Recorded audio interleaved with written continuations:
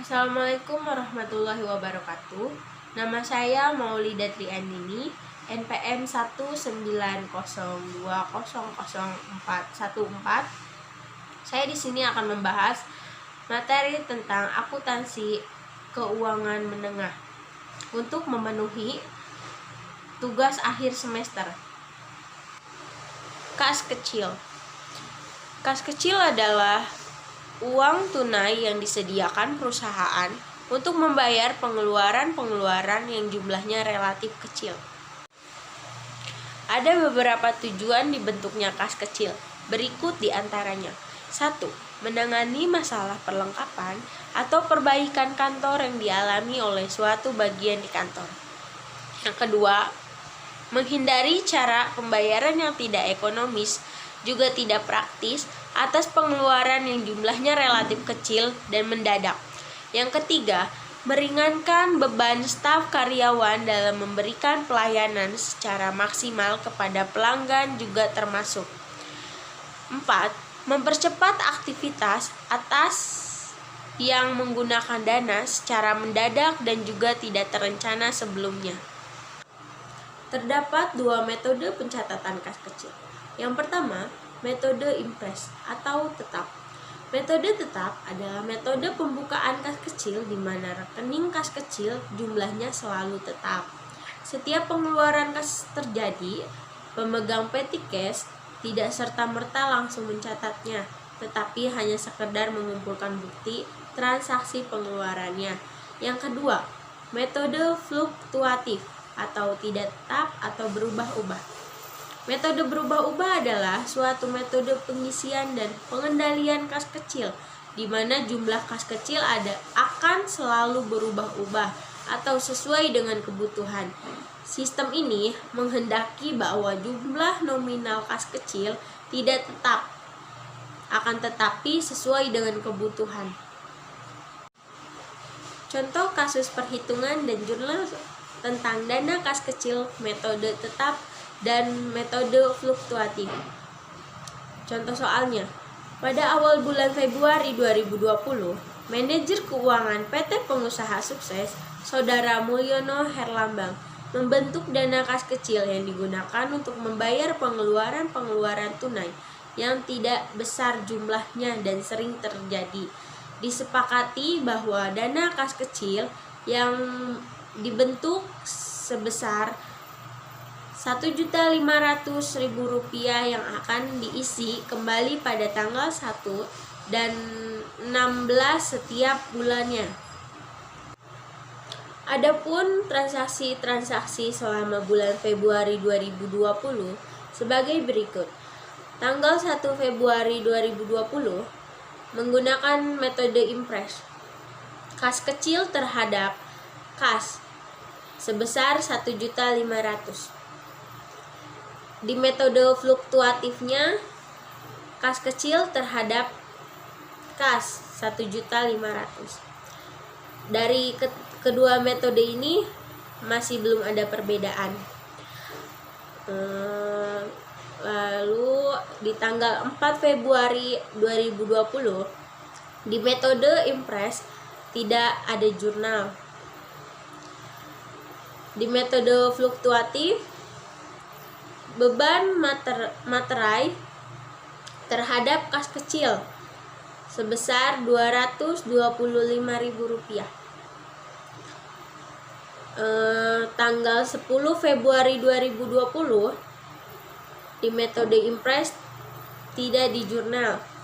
Dan di metode fluktuatif, beban perbaikan kendaraan terhadap kas kecil sebesar Rp600.000. Tanggal 12 Februari 2020 di metode impres tidak di jurnal. Sedangkan di metode fluktuatif, beban bahan bakar terhadap kas kecil sebesar Rp275. Pada tanggal 16 Februari pengisian kembali kas kecil karena sesuai dengan ketentuan sebelumnya pengisian kas kecil, yaitu 1. sampai 16 setiap bulannya. Metode impress di sini ada macam-macam beban terhadap kas. Untuk nominalnya kita dapatkan dari beban yang kita keluarkan selama pembentukan kas kecil sampai dengan pengisian kas kecil, yaitu beban materai sebesar Rp225.000 ditambah beban perbaikan kendaraan sebesar Rp600.000 ditambah beban bahan bakar sebesar Rp275.000. Jadi jumlahnya Rp1.100.000. Metode fluktuatif, kas kecil terhadap kas sebesar Rp1.500.000 yang kita catat sesuai dengan kas awal. Kas kecil sebesar Rp1.500.000. Sampai di sini kita melihat perbedaan metode fluktuatif dan metode impress. 17 Februari 2020 di metode impress tidak ada jurnal, sedangkan di metode fluktuatif biaya perbaikan gedung terhadap kas kecil sebesar Rp850.000. Di tanggal 25 Februari 2020 tidak ada jurnal, sedangkan metode fluktuatif perlengkapan kantor terhadap kas kecil sebesar Rp450.000. Di tanggal 1 Maret 2020 macam-macam beban sesuai dengan ketetapan sebelumnya. Pengisian kas kecil jatuh pada tanggal 1 sampai 16 setiap bulannya. Di tanggal 1 Maret 2020 ini metode impress macam-macam beban terhadap kas sebesar Rp1.300.000 yang didapatkan dari pengeluaran antara tanggal 16 sampai 1 Maret, yaitu biaya perbaikan gedung ditambah perlengkapan kantor yang dijumlahkan jadi macam-macam beban. Sedangkan metode fluktuatifnya, kas kecil terhadap kas kecil ada di debit sebesar Rp450.000, kas ada di kredit sebesar Rp1.500.000. Berikut adalah perbedaan saldo metode impress dan metode fluktuasi. Tanggal 1 Februari 2020 pembentukan kas kecil di metode impress sebesar Rp1.500.000, sama juga di metode fluktuasi. Pada tanggal 4 Februari 2020 pembelian materai dan perangko sebesar Rp225.000, sama juga di fluktuasi. Pada tanggal 10 Februari 2020 pembayaran beban perbaikan kendaraan sebesar Rp600.000. Metode fluktuasi juga sama sebesar Rp600.000. Tanggal 12 Februari 2020 pengisian kembali kas kecil di metode impress Rp1.100.000, sedangkan di metode fluktuasi sebesar Rp1.500.000. Tanggal 17 Februari pembayaran beban perbaikan gedung sebesar di metode impress sebesar Rp850.000, di metode fluktuasi sebesar Rp850.000. Tanggal 25 Februari 2020 pembelian perlengkapan kantor Di metode impress sebesar Rp450.000, sedangkan di metode fluktuasi sebesar Rp450.000. Di tanggal 1 Maret 2020,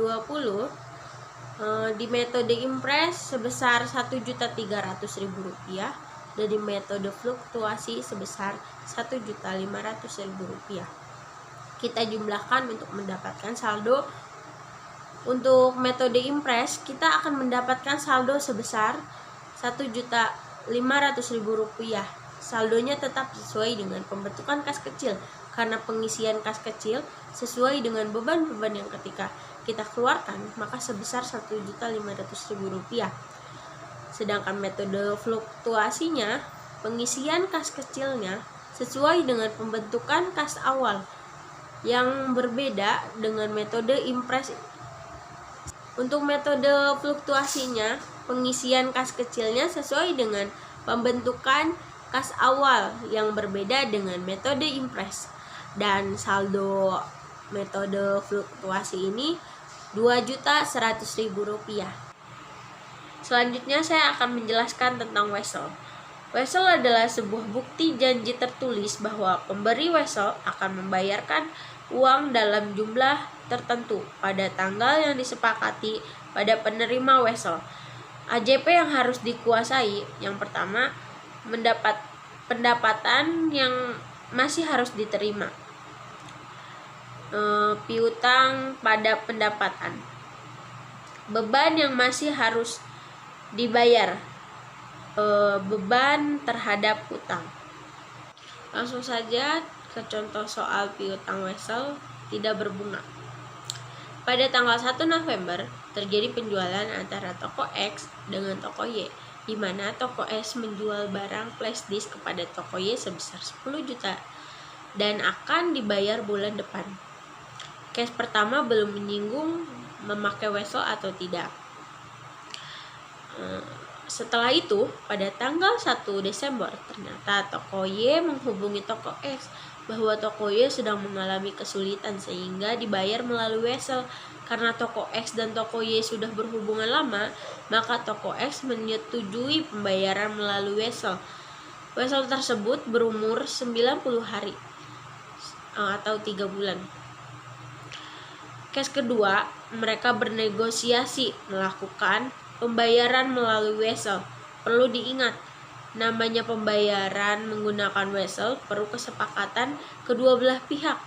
Tidak boleh tiba-tiba menggunakan wesel. Kita perlu mengkaji dulu kira-kira perusahaan tersebut bisa membayar atau tidak. Case ketiga, ini adalah proses pelunasan. Pada tanggal 1 Maret dilunasi wesel tersebut oleh toko Y. Pertama, pada tanggal 1 November terjadi penjualan antara toko X dengan toko Y, di mana toko X menjual barang flash disk kepada toko Y sebesar 10 juta dan akan dibayar bulan depan. Kita menggunakan jurnal dua sudut pandang, yaitu sudut pandang toko X dan toko Y. Di sini terjadi penjualan antara toko X dan toko Y. Kalau penjualan secara kredit, piutang dia bertambah. Kalau secara cash, kas dia bertambah. Karena secara kredit, piutang dia bertambah, maka jurnalnya piutang bertambah di debit sebesar 10 juta. Kreditnya apa? Penjualan sebesar 10 juta. Toko Y, jurnalnya dia melakukan proses pembelian secara kredit. Kalau dia beli secara kredit, berarti dia punya hutang. Hutang bertambah di kredit. Debitnya adalah pembelian sebesar 10 juta. Kedua, setelah itu pada tanggal 1 Desember, ternyata toko Y menghubungi toko X bahwa toko Y sedang mengalami kesulitan sehingga dibayar melalui wesel. Karena toko X dan toko Y sudah berhubungan lama, maka toko X menyetujui pembayaran melalui wesel. Wesel tersebut berumur 90 hari, yaitu 3 bulan. Ketika kita tahu umur 90 hari, di situ kita harus hati-hati ketika mengerjakan soal wesel. harus memperhatikan tanggal. Di sini 1 Desember 2020 terjadi serah terima Wesel. Kita ke sudut pandang toko X dulu. 1 Desember 2020 menerima Wesel jangka 90 hari, berarti piutangnya hilang. Di kredit hutangnya sebesar 10 juta, debit Wesel tagih sebesar 10 juta. Toko Y mencatatnya hutangnya hilang di debit sebesar 10 juta, di kreditnya Wesel bayar sebesar 10 juta. Pada tanggal 1 Maret 2021, toko Y melunasi hutangnya. Kita ke sudut pandang toko X. Ketika Wesel dicairkan, berarti kas bertambah. Di debit sebesar 10 juta, kreditnya Wesel tagih sebesar 10 juta. Toko Y mengeluarkan uang, berarti kas berkurang. Di kredit 10 juta, debitnya Wesel bayar sebesar 10 juta. Lebihnya mohon maaf. Wabillahi taufiq wal hidayah. Wassalamualaikum warahmatullahi wabarakatuh.